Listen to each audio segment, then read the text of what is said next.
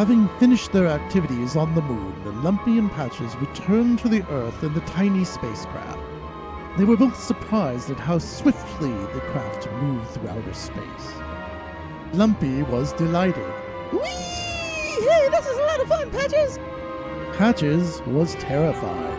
Ah! The craft shook violently as it entered the Earth's atmosphere. Then, suddenly, giant parachutes opened up over the craft and guided it gently towards the sea. It floated and floated and floated. Lumpy was watching the entire time, while Patches had his little paws over his eyes in fear of the impact that the sea would make upon the craft. You're gonna miss the best part! Cried Lumpy enthusiastically, but Patches was having none of it and kept his eyes shut. Then the craft splashed into the sea suddenly and bobbed up and down in the waves.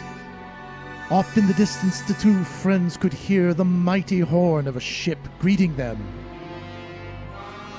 Hey, that must be the Coast Guard! Observed Lumpy. You mean it's safe to look? Asked Patches as he removed his paws from his eyes. And yes, it was safe. They were safely returned home after their big lunar adventure. The captain of the Coast Guard saluted the two of them. They were heroes. I don't really feel like a hero, Lumpy. I was pretty scared, confessed little Patches. But Lumpy saw it differently, and he reassured his little friend. You're the biggest kind of hero there is, Patches, because you were scared to death, but you went anyway. You went all the way to the moon. Yes, little Lumpy was right. His friend Patches had been afraid, but he went to the moon anyway.